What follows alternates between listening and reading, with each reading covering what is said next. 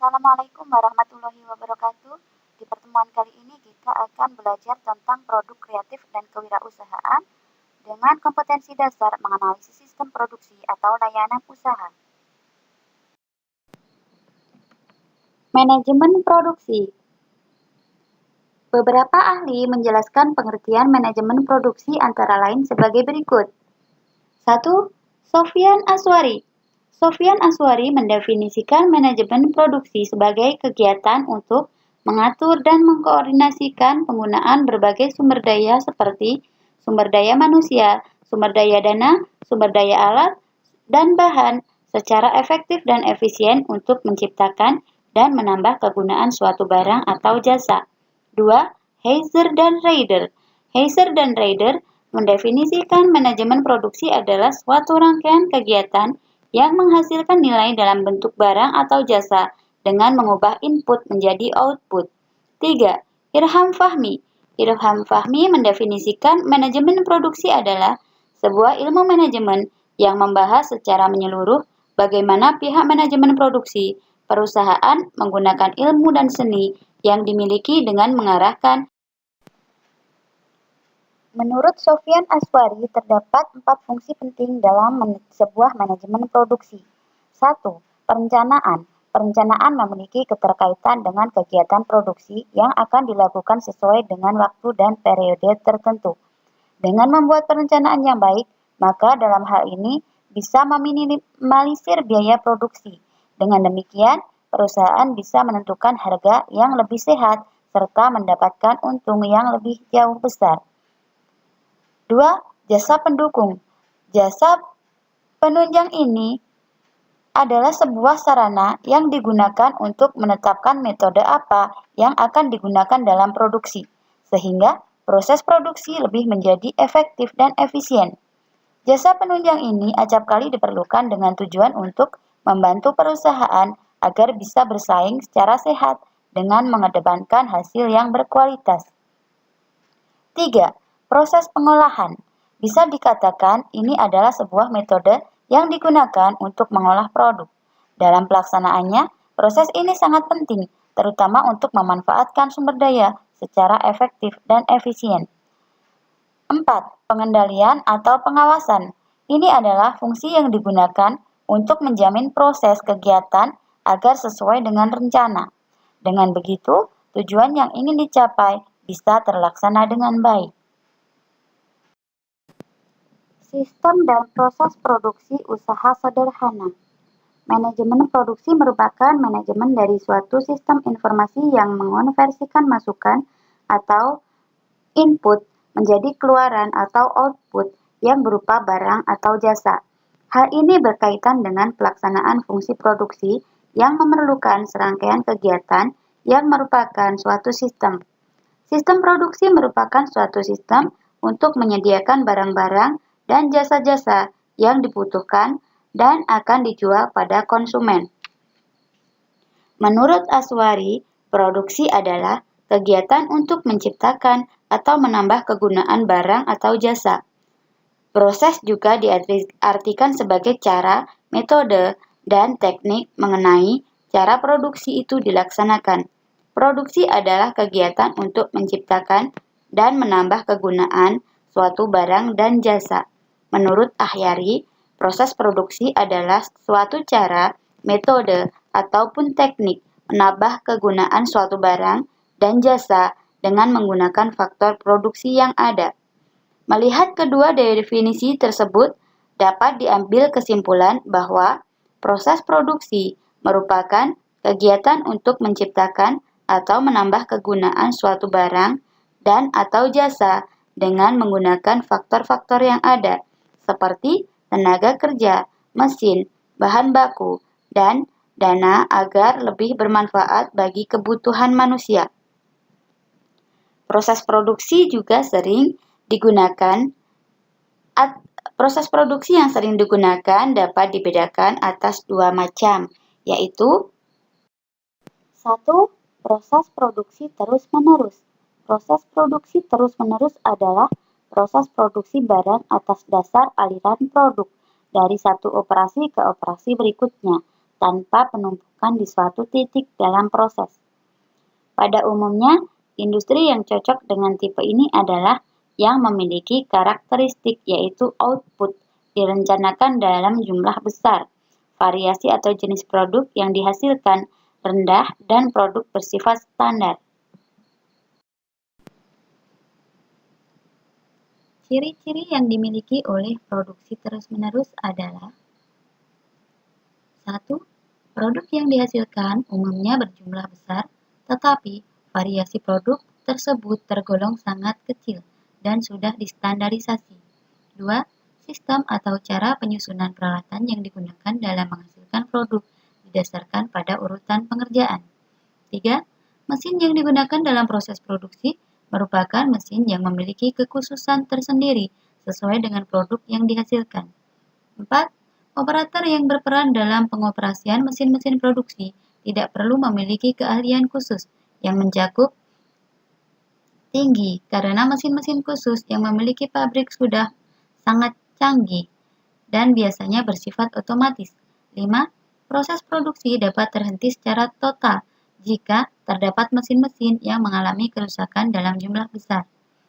6. Karena mesin yang digunakan sifatnya otomatis dan bisa bekerja menghasilkan produk yang sudah dirancang, maka tak heran jika karyawan atau tenaga kerja di pabrik sangat sedikit. 7. Dibandingkan dengan intermittent proses, persediaan bahan baku pada continuous proses lebih sedikit. 8. Dibutuhkan spesialis yang dapat menangani mesin dengan baik karena tingginya pengetahuan dan pengalamannya. 9. Penggunaan konveyor atau ban berjalan untuk memindahkan bahan-bahan sangat menonjol. Kelebihan dari produksi terus-menerus. 1. Jika produk dan volume yang dihasilkan cukup besar serta telah distandarisasi, maka tingkat biaya produksi per unit dapat rendah. 2. Penggunaan sistem pemindahan bahan menggunakan mesin canggih memungkinkan dapat dikuranginya pemborosan penggunaan tenaga kerja manusia. 3. Jumlah tenaga kerja yang sedikit serta tenaga kerja berkemampuan tinggi yang tidak terlalu dibutuhkan dalam pengoperasian mesin menyebabkan biaya tenaga kerja yang harus dibayarkan menjadi rendah atau sedikit. 4. Pemindahan bahan dalam pabrik tidak membutuhkan biaya yang besar akibat dari penggunaan tenaga mesin untuk memindahkan bahan yang berjarak pendek. 5. Dapat menghindari kesalahan produksi karena kecerobohan tangan manusia ketika produksi berlanjut. 6. Sifatnya lebih efisien karena menghemat waktu dan tenaga. Kekurangan produksi secara terus-menerus. 1. Jika permintaan produk yang dilakukan oleh konsumen atau pelanggan mengalami perubahan produk, maka akan sangat sukar melakukan pergantian mesin. Hal ini dikarenakan continuous proses telah dirancang untuk menghasilkan produk yang sama dan kira-kira permintaannya cukup stabil dengan gaya produk yang tidak terlalu mengalami perubahan besar. 2. Penggunaan sistem urutan dalam pengerjaan produk menyebabkan apabila salah satu tahap mengalami kemacetan, maka tahap lainnya juga akan terhenti, baik di awal, akhir, maupun di tengah-tengah. 3. Sifatnya sangat kaku karena tingkat produksi telah ditentukan sebelumnya, sehingga akan mengalami kesulitan jika terjadi perubahan terhadap tingkat permintaan pelanggan. 4. Biasanya produksi dilakukan secara besar-besaran, sehingga sangat sulit diterapkan untuk industri kecil. 2. Proses produksi terputus-putus. Proses produksi terputus-putus yaitu kegiatan produksi dilakukan tidak berdasarkan standar, melainkan didasarkan pada produk yang dikerjakan, sehingga peralatan produksi yang digunakan disusun, diatur, dan bersifat lebih fleksibel untuk digunakan dalam menghasilkan berbagai produk dan berbagai ukuran. Ciri-ciri proses produksi yang terputus-putus. 1. Menggunakan mesin yang bersifat umum dan tidak atau kurang otomatis. 2. Menggunakan layout proses. 3. Barang yang diproduksi atau dihasilkan dalam jumlah yang kecil dan sedikit, namun memiliki variasi yang banyak. 4. Memiliki operator yang memiliki keahlian tinggi karena mesinnya yang belum otomatis. 5. Proses produksi tidak mudah untuk terhenti walaupun ada kerusakan salah satu mesin. 6. Terjadi pengawasan yang sukar atau sulit. 7. Persediaan bahan baku tinggi. 8. Membutuhkan tempat atau pabrik yang besar. Kelebihan proses produksi terputus-putus. 1. Fleksibilitas yang tinggi dalam menghadapi perubahan variasi produk. 2. Layout proses. 3. Mesin bersifat umum. 4. Dapat menghemat biaya dalam investasi mesin dan alat yang bersifat umum. 5. Kegiatan produksinya tidak mudah terhenti meskipun ada kerusakan mesin. Kekurangan proses produksi yang terputus-putus. 1. Dibutuhkan penjadwalan yang banyak karena produk berbeda dan bervariasi tergantung pemesanan. 2. Pengawasan terhadap produksi sulit untuk dilakukan. 3. Persediaan bahan baku atau bahan mentah yang cukup besar. 4. Butuh biaya tenaga kerja dan pemindahan produk dan bahan mentah yang besar karena memiliki banyak tenaga kerja.